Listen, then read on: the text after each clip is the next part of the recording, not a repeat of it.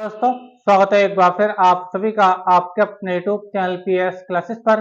तो दोस्तों, आज के इस वीडियो लेक्चर में हम क्लास 12 फिजिक्स से बोर्ड एग्जाम के लिए बच्चों एक वेरी मोस्ट इंपोर्टेंट न्यूमेरिकल को सॉल्व करने जा रहे हैं। दोस्तों, आपको बताता चलूं, ये न्यूमेरिकल आपके बोर्ड एग्जाम में कई बार बच्चों आपसे 3 नंबर में पूछा गया है। बच्चों, बहुत ही आसानी न्यूमेरिकल है।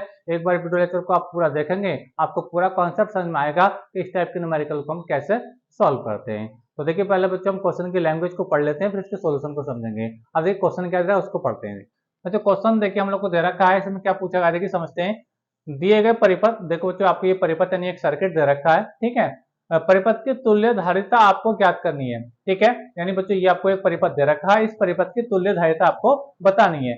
अब बच्चों इस परिपथ के अंदर है क्या बच्चों, ये 1 2 3 4 संधारित्र जुड़े हुए हैं, 4 संधारित्र जुड़े हैं। अब ये जो संधारित्र बच्चों आपस में, कुछ संधारित्र बच्चों आपके सीरीज कॉम्बिनेशन में अर्थात श्रेणी क्रम में जुड़े हैं, कुछ संधारित्र ऐसे बच्चों जो एक दूसरे के पैरेलल कॉम्बिनेशन में अर्थात समांतर क्रम में जुड़े हैं, ठीक है। अब बच्चों आप देखिए हमको कैसे समझ में आएगा कि कौन सा संधारित्र एक दूसरे के समांतर क्रम में है और कौन श्रेणी क्रम में है। तो चलिए देखिए पहले वो आपको समझाता हूँ, ठीक है, तब इसका आपको सोल्यूशन समझ में आएगा। तो देखो इस टाइम जैसे कि इसके जो 2 टर्मिनल आप देख पा रहे हैं, एक टर्मिनल बच्चों एक ए है और एक टर्मिनल बच्चों बिंदु, एक टर्मिनल क्या बच्चों बी है। मान लीजिए बच्चों हाँ किसी एक टर्मिनल पर हम आवेश को मान लेते हैं। मान लीजिए इस टर्मिनल पर हमने क्या दिया बच्चों, चार्ज दिया यानी आवेश दिया, ठीक है। अब बच्चों जैसे हम इसी टर्मिनल ए पर चार्ज देंगे तो चार्ज बच्चों इधर चलेगा, यानी अब बच्चों यहाँ पर जब आवेश आएगा, जो चार्ज आएगा, तो कुछ चार्ज ऐसा होगा बच्चों वो इधर बढ़ जाएगा और कुछ चार्ज ऐसा होगा जो बच्चों उधर बढ़ जाएगा। बच्चों जैसे हम टर्मिनल ए पर चार्ज देंगे तो चार्ज यहाँ पर जब पहुंचेगा, इस वाले जंक्शन पर पहुंचेगा, तो कुछ चार्ज बच्चों इधर आएगा और जो कुछ चार्ज बच्चों वो इधर जाएगा। समझ में आप लोग को मेरी बात, ठीक है। तो स्टूडेंट आप स्क्रीन पर देखिए कि जो ऊपर वाला ब्रांच है, ठीक है, तो इस वाले में तो चलो मैं चार्ज का नाम देता हूँ। देखिए मान लीजिए ये जो है जो चार्ज बच्चों ये Q1 चार्ज है और ये बच्चों ये Q2 चार्ज है, ठीक है। अब देखो Q1 चार्ज बच्चों किस में जाएगा, वो 100 पिको फैराड वाले संधारित्र में जाएगा। लेकिन ये जो Q2 चार्ज है, देखो ये इस वाली ब्रांच में आ रहा है, बीच वाली में। अब इसके मार्ग में बच्चों दो प्रतिरोध, दो संधारित्र आ रहे हैं। कौन कौन से आ रहे हैं बच्चों, वो 200 पिको फैराड और 200 पिको फैराड, यानी दोनों संधारित्रों में कौन सा चार्ज आएगा, Q2 चार्ज आएगा। समझ में आ गया। तो बच्चों सबसे पहले हमें क्या करना होगा, 200 पिको फैराड और 200 पिको फैराड को हमें श्रेणी क्रम में जोड़ना होगा। क्यों जोड़ना है श्रेणी क्रम में, क्योंकि बच्चों श्रेणी क्रम में क्या होता है बच्चों, आवेश समान होता है। क्या होता है बच्चों, आवेश समान होता है और इस वाली ब्रांच में एक ही चार्ज आ रहा होगा, Q2 चार्ज आ रहा है। तो ये दोनों संधारित्र कौन से क्रम में होंगे बच्चों, ये श्रेणी क्रम में हो गए, ठीक है। तो चलिए पहले हम इसको जोड़ेंगे। पहले बच्चों हम इन दोनों संधारित्रों की तुल्य धारिता निकालेंगे, ठीक है, जो एक दूसरे के कौन से क्रम में, श्रेणी क्रम में जुड़े हैं, ठीक है। श्रेणी क्रम में आवेश समान्यता ये आपको पता रहना चाहिए, ठीक है। तो देखिए यहां से मैं इसका सॉल्यूशन कर रहा हूं। देखिए लिखेंगे 200 पिको फैराड व 200 पिको फैराड श्रेणी क्रम में जुड़े हैं, श्रेणी क्रम में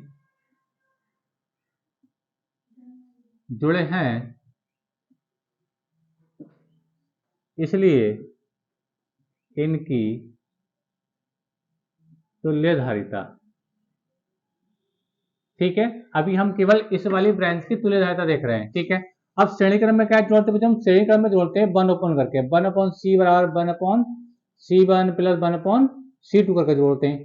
समझ में आप लोगों को मेरी बात, ठीक है। तो अभी देखिए पूरे परिपथ की धारिता नहीं निकल रही है, तो यहाँ पे मैं डैश का साइन दिखा देता हूँ, ठीक है।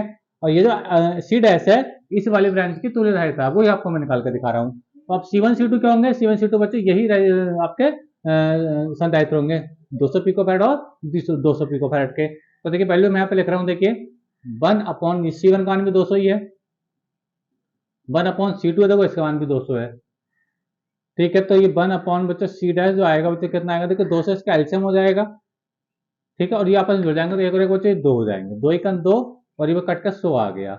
यानी आपका देखो ध्यान से देखो, ये C डैश कितना आ चुका है, C डैश बच्चों कितना आ गया, 100 पिको फैराड आ गया बच्चे, 100 पिको फैराड आ गया।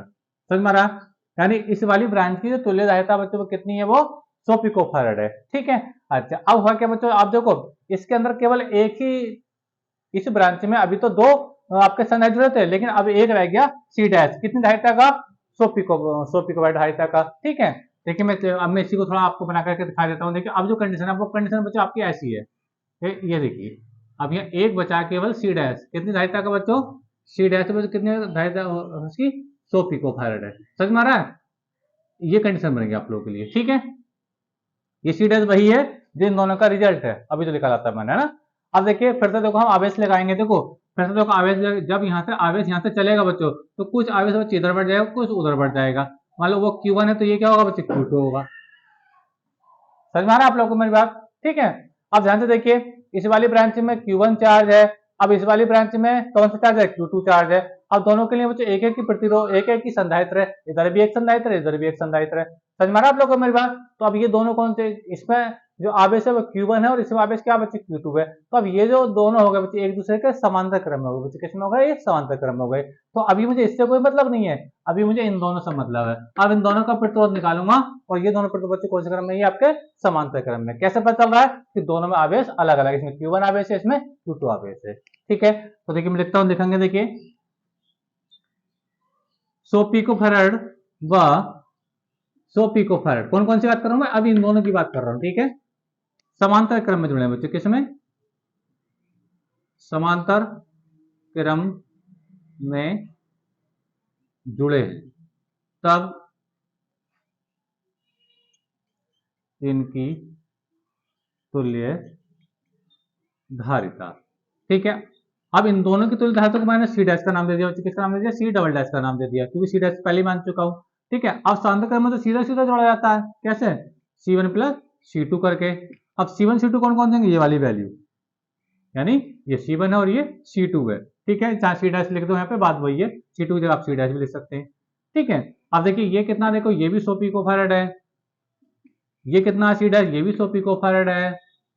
तो सी डैश, ये सी डबल डैश बच्चों कितना आ गया, सी डबल कितना आ गया बच्चों आपका 200 पिकोफैराड आ बच्चों, कितना आ गया 200 पिकोफैराड आ गया। यानी इन दोनों का जो तुल्य प्रतिरोध बच्चा हो कितना हो गया, वो 200 पिकोफैराड हो गया, ठीक है। अब इन दोनों के स्थान का, क्योंकि इन दोनों का तो रिजल्ट आ गया सी डबल डैश, ठीक है।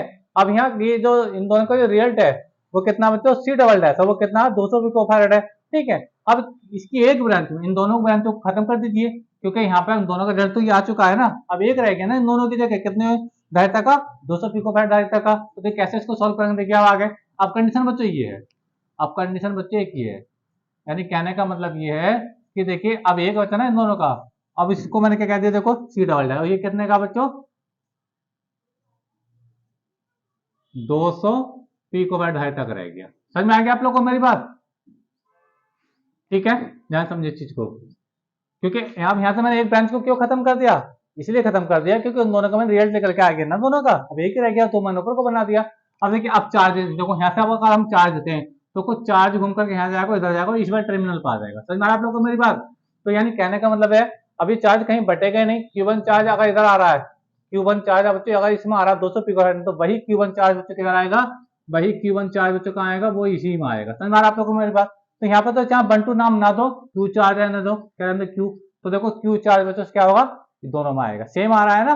तो ये दोनों कौन से बच्चे, अब ये श्रेणी क्रम में हो गए। अब इन दोनों को श्रेणी क्रम में जोड़ देंगे, फाइनली आंसर आ जाएगा, क्योंकि पूरे सर्किट का तुल्य प्रतिरोध अब निकल के आ जाएगा, मतलब इसका धारिता निकल के आ जाएगी, ठीक है। तो लिखेंगे देखिए अब इसका फाइनली आंसर आ रहा है, लिखेंगे देखेंगे 200 पिकोफैराड, 200 पिकोफैराड व 100 पिकोफैराड किसमें बच्चे, ये श्रेणी क्रम में जुड़े बच्चे, किसमें जुड़े, श्रेणी क्रम में जुड़े हैं, तब इनकी तुल्य धारिता। अब श्रेणी क्रम में क्या जोड़ते हैं, देखिए श्रेणी क्रम में पहले जोड़कर दिखाया था, 1/1 का जोड़ते हैं, ठीक है। तो क्या आगा देखिए 1/1 हो जाएगा C1 प्लस 1/1 हो जाएगा जो आपका C2 हो जाएगा। वैल्यू रख लीजिए 1/C, देखो C1 कितना आपका, C1 कितना देखिए यहाँ पे देखिए, देखो एक 200 है और 100 है, तो मान लीजिए ये वाला 200 है, मतलब ये प्लस 1/, क्या C2 कितना बच्चा आपका, ये 100 है। समझ में आप लोग को मेरी बात। जब एल्शियम लोगे बच्चों तो एल्शियम कितना आएगा इसका, तो देखिए थोड़ा इसको मैं पीछे से करके दिखाता हूँ, ठीक है। देखिए एल्शियम कितना आएगा, देखिए यहाँ पे समझ लेते हैं चीज को। तो जो एल्शियम आएगा देखिए 1/C हम बच्चे निकाल ले रहे हैं, तो एल्शियम आएगा बच्चों 200, कितना आएगा 200 एल्शियम निकल के आएगा इसका। समझ में आप लोग को मेरी बात। तो 200 से 200 को जब मैं काटूंगा तो एक बार कट जाएगा, तो आपको वन ऐसे रहेगा बच्चों, ठीक है। प्लस अब देखिए 100 से जब मैं 200 को काटूंगा तो क्या 2 बार कटेगा, 100 दूनी 200, तो यहाँ पर इस वाले वन में 2 की गुणा हो जाएगी, ये 2 बन जाएगा। समझ में आ रहा है आप लोग को मेरी बात। तो 1/c हो जाएगा बच्चों आपका 200, तो ये हो गया और ये 3 हो जाएगा। कितना हो जाएगा बच्चों? 3 हो जाएगा। क्रॉस मल्टीप्लाई कर लीजिए या c का मान डायरेक्ट निकाल दीजिए, तो ये उल्टा लिखेंगे तो ये हो जाएगा 200/3। कितना होगा बच्चों? 200/3 आएगा। तो ये बच्चों 200/3 जो है वो इस सर्किट की तुल्य धारिता है बच्चों, इस सर्किट की यानी इस परिपथ की तुल्य धारिता है। समझ में आ रहा आप लोग को मेरा? तो यही इसका बच्चों फाइनली आंसर आ गया। तो आई होप बच्चों अच्छे से क्लियर हुआ होगा। ठीक है, बड़ा आसान बच्चों ये सवाल था। इसके अंदर जो फाइनली आंसर वो तो आपका 200/3 पिकोफैराड आया। ठीक है, स्टार्टिंग क्या थी, इसके अंदर 4 आपके संधारित्र जुड़े रखे थे। ठीक है, तो हमें पहले ये देखना होता बच्चों, हमें कितने संधारित्र एक दूसरे के सीरीज कॉम्बिनेशन में है और कितने संधारित्र एक दूसरे के पैरेलल कॉम्बिनेशन में है। अब सीरीज का और पैरेलल का बच्चों हम पता ऐसे चलता है कि अगर किसी ब्रांच के अंदर अगर चार्ज एक ही जा रहा है, ठीक है, जैसे 200 200 अभी हमने स्टार्टिंग में सॉल्व किया था ये वाला, समझ में आप लोग को मेरा? तो वो होता है बच्चों सीरीज कॉम्बिनेशन होता है। ठीक है, जिसको हम बच्चों 1 टाइप करके जोड़ते हैं। और अगर ऐसी दो ब्रांचें हैं, दो से ज्यादा ब्रांचें जिनके अंदर चार्ज अलग अलग होता है, तो जो वो आपका पैरेलल कॉम्बिनेशन होता है। और पैरेलल कॉम्बिनेशन बच्चों आपका सीधा सीधा जोड़ा जाता है। ठीक है, तो कुल मिलाकर फाइनली बच्चों आपका आंसर आ चुका है। तो आई होप का बच्चों आपका पूरा क्वेश्चन अच्छे से क्लियर हुआ होगा कि बच्चों हम इसको कैसे सॉल्व करते हैं। तो वीडियो लेक्चर कैसा लगा कमेंट करके जरूर बताइए। चैनल पर नए हैं तो चैनल को सब्सक्राइब कर लीजिए। मिलेंगे नेक्स्ट वीडियो में किसी नए टॉपिक के साथ, तब तक के लिए धन्यवाद। Best of luck.